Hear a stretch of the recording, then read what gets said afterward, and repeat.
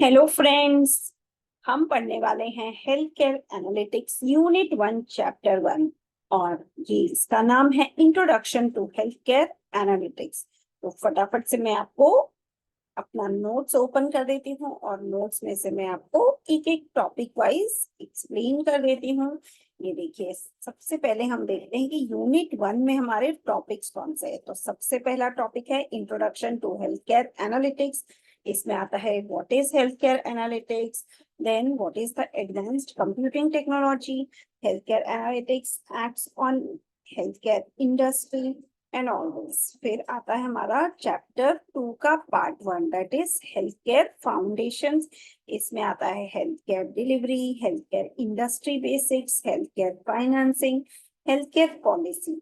अब आता है part 3, that is electronic medical record. तो इसमें history and physical metadata and chief complaints, history of present illness, past medical history, medications, family history, social history, allergies, review of the system, physical examination, additional objectives, data, lab test, imaging and other diagnostic test and assessment and plan। तो अब हम देखते हैं फटाफट chapter 1। इसमें जो सबसे पहला क्वेश्चन हमें आ सकता है वो है what is health care analytics. तो इसका आंसर है health care analytics is the use of advanced computing technology to improve medical care। Then healthcare analytics uses advanced computing technology। Why? Because nowadays mobile phone, हम सबके पास computer और mobile phone तो है। तो हमारा जो हेल्थ रिकॉर्ड है वो हम मोबाइल फोन पर या फिर कंप्यूटर्स में स्टोर कर सकते हैं इन इलेक्ट्रॉनिक फॉर्म। पहले उसे हम पेपर के फॉर्म में रखते थे, बट इससे हमें जो एनालिसिस करना बहुत डिफिकल्ट हो जाता था। अगर हमारा जो भी डेटा पेपर में होगा उसे हम जब नेक्स्ट फिजिशियन के पास जाते थे या किसी भी डॉक्टर के पास जाते थे तो उसे हमें पूरा रिकॉर्ड लेना पड़ता था और वो डॉक्टर को दिखाना पड़ता था। डॉक्टर 1 बाय 1 वो सारी जो फाइल्स है उसको चेक करता था और फिर हमें बताता था। अब क्या है, हम ये जो रिकॉर्ड्स है इसको इलेक्ट्रॉनिक फॉर्म में कंप्यूटर या फिर मोबाइल पे रख सकते हैं। सो इससे हमारा जो मेडिकल केयर है वो बहुत इम्प्रूव हो गया है। तो एडवांटेजेस क्या है? सबसे पहला एडवांटेज है better outcome. On a personal level everyone can relate to better health care outcome. Why? Because हमारा जो लाइफस्टाइल है वो अब थोड़ा सा और इम्प्रूव हो गया है। हम डॉक्टर्स को विजिट कर सकते हैं, जब हम चाहते हैं तब हम विजिट कर सकते हैं। हमारा जो डायग्नोसिस है वो बहुत ही ज्यादा एक्यूरेट हो गया है, क्योंकि पहले जो डिजीजेस थे उसको आइडेंटिफाई करना डिफिकल्ट हो गया था, बट अब हमारे पास सारा रिकॉर्ड अगर इलेक्ट्रॉनिक फॉर्म में है तो डायग्नोसिस एकदम एक्यूरेट होता है।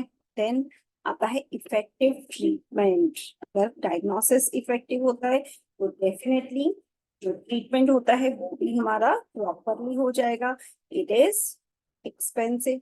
पहले जो ट्रीटमेंट था बहुत एक्सपेंसिव, टाइम कंज्यूमिंग था। अब हमारा जो ट्रीटमेंट होता है वो बहुत ही इफेक्टिव और कम टाइम में हो जाता है। इसके बाद आता है नो कॉम्प्लिकेशंस, मतलब हमारा जो ट्रीटमेंट हो गया तो न्यू न्यू इन्फेक्शंस या डेंजर्स डिजीजेस ये सब होने के जो चांसेस है वो कम हो गए। And overall improve quality of life. So this is also very important. हमारा जो क्वालिटी ऑफ लाइफ है वो अब इम्प्रूव हो गया because of better outcomes. Next आता है लोअर कॉस्ट। अब लोअर कॉस्ट क्यों है? क्योंकि पहले जो मेडिकल फैसिलिटीज थी वो हमारी किसी किसी बड़े बड़े हॉस्पिटल्स में जो अवेलेबल थी, अब वो ज्यादातर हर जगह पर अवेलेबल है। उसकी वजह से जो ओवरऑल कॉस्ट है वो भी कम हो गया है। इवन अलग अलग टेस्ट, जैसे हम सीटी स्कैन करवाते थे चेस्ट का, लंग्स का, तो वो भी पहले बहुत ज्यादा एक्सपेंसिव था, अब वो थोड़ा सा उसका कॉस्ट कम हो गया है। तो इससे लंग कैंसर जैसे डिजीजेस को हम जल्दी से फाइंड आउट कर सकते हैं। अब आता है ensure quality. So health care quality encompasses the satisfaction level of the patient। मतलब जब पेशेंट डॉक्टर के पास जाता है तो उसका जो सेटिस्फेक्शन लेवल है वो बहुत बढ़ जाता है, क्योंकि उसको जो ट्रीटमेंट मिलता है वो बहुत ही एक्यूरेट ट्रीटमेंट मिलता है। इसके लिए हम ये इंश्योर कर सकते हैं कि हमारा जो हेल्थ केयर का जो क्वालिटी है वो इम्प्रूव हो गया है। अब हम देखते हैं नेक्स्ट क्वेश्चन। नेक्स्ट क्वेश्चन है right a note on foundations of health care analytics. तो यहाँ पर हेल्थ केयर एनालिटिक्स में हमारे पास तीन मेजर पिलर्स है। एक है हेल्थ केयर, दूसरा है मैथमेटिक्स और तीसरा है कंप्यूटर साइंस। तो इसके ऊपर आपको एक कंबाइंड क्वेश्चन आ सकता है। इसमें आप हेल्थ केयर के बारे में, मैथमेटिक्स के बारे में और कंप्यूटर साइंस के बारे में लिख सकते हैं, या फिर आपको अलग अलग क्वेश्चंस आ सकता है, जैसे right a note on health care domain in health care analytics. तो हम देखते हैं सबसे पहला जो हमारा है हेल्थ केयर डोमेन। तो ये सबसे मेजर डोमेन है, या फिर हम बोल सकते हैं ये पिलर है हेल्थ केयर एनालिटिक्स का, क्योंकि जो हेल्थ केयर इंफॉर्मेशन है वो प्रॉपर होनी चाहिए, तो आगे का डायग्नोसिस हमारा अच्छे से हो सकता है। Healthcare delivery and policy. It says that an understanding of how the healthcare industry is structured, who are the major players in healthcare, and where the financial incentives lie can only help us in improving healthcare analytics. तो सबसे पहले हमें health care delivery और health care policies का information होना चाहिए। Next आता है हेल्थ केयर डेटा। तो हेल्थ केयर डेटा हमारा कहाँ पे स्टोर होता है? तो ये स्ट्रक्चर्ड एंड अनस्ट्रक्चर्ड दोनों फॉर्म में स्टोर हो सकता है। स्ट्रक्चर्ड मतलब जब हम किसी भी डॉक्टर के पास जाते हैं तो हमारा जो name, gender, age, weight, blood pressure, sugar, ये सब हम रोज एंड कॉलम्स में स्टोर कर सकते हैं। तो ये हो गया हमारा structure data. But apart from that अगर हमारा डेटा अनस्ट्रक्चर्ड है, जैसे हमने कोई स्कैनिंग किया है तो वो स्कैनिंग का इमेज उसको भी हमें स्टोर करना है, तो that is an unstructured data. तो हमें क्या करना है? हिस्ट्री एंड फिजिकल एग्जामिनेशन, इसको हमें अच्छे से स्टोर करना है। देन आता है क्लिनिकल साइंस। क्लिनिकल साइंस मतलब मेडिकल टर्मिनोलॉजीज एंड डिजीजेस, हमें उसका प्रॉपरली एक नॉलेज होना चाहिए ताकि हम अच्छे से उसको डायग्नोसिस कर सके। अब नेक्स्ट हम देखते हैं mathematics domain in health care. तो मैथमेटिक्स भी एक बहुत ही इम्पोर्टेंट डोमेन है, क्योंकि अगर हमारे पास मैथमेटिक्स का नॉलेज है तो हम डेफिनेटली जो स्टडी है वो अच्छे से परफॉर्म कर सकते हैं। और मैथमेटिक्स तो हमने अपने हाई स्कूल में पढ़ा हुआ है। इसमें हमारा जो हाई स्कूल का मैथमेटिक्स है, जैसे algebra, linear equation, pre calculus, ये सब हमें एनालिसिस में बहुत यूजफुल है। फिर आता है प्रोबेबिलिटी एंड स्टैटिस्टिक्स। तो प्रोबेबिलिटी एंड स्टैटिस्टिक्स ये भी हमने कॉलेज लेवल पे या स्कूल लेवल पे पढ़ा हुआ होता है। तो ये सब से हम क्या कर सकते हैं? प्रोबेबिलिटी, सेंसिटिविटी, स्पेसिफिसिटी, ये सब हम अप्लाई करके डिजीजेस को आइडेंटिफाई कर सकते हैं। फिर आता है लीनियर अलजेब्रा, मतलब operations done in health care while making medicine learning models, मतलब हम फैक्टर्स एंड मैट्रिक्स से मशीन लर्निंग मॉडल्स क्रिएट कर सकते हैं और इससे हम डिजीजेस को अच्छे से स्टडी कर सकते हैं। इसके लिए हम पैंडास के पाइथन के पैकेजेस भी यूज कर सकते हैं, जैसे numpy and SCI kit learn. तो ये दोनों पैकेजेस हम यूज कर सकते हैं। फिर आता है कैलकुलस एंड ऑप्टिमाइजेशन।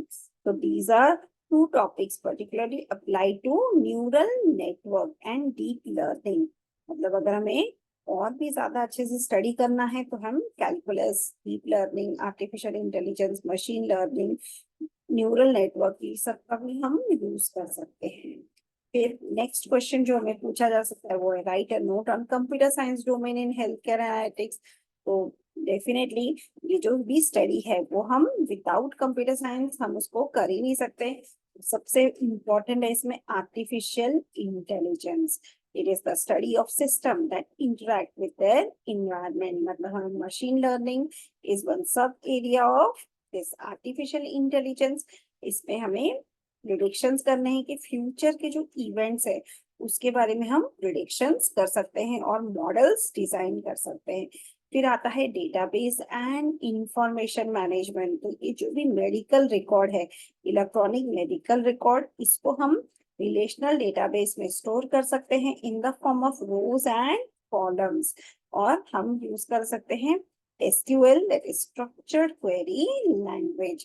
इससे हम डेटा को रिट्रीव कर सके, उसके ऊपर हम कोई भी एनालिसिस परफॉर्म कर सके यूजिंग द सिलेक्ट स्टेटमेंट. फिर आता है प्रोग्रामिंग लैंग्वेजेस. अब प्रोग्रामिंग लैंग्वेजेस हम कोई भी यूज कर सकते हैं, बट ये जो पाइथन प्रोग्रामिंग लैंग्वेज है बहुत ही पावरफुल है. इससे हम किसी भी टाइप का analysis with less number of codes हम परफॉर्म कर सकते हैं. तो हमें एक प्रोग्रामिंग लैंग्वेज की जरूरत है.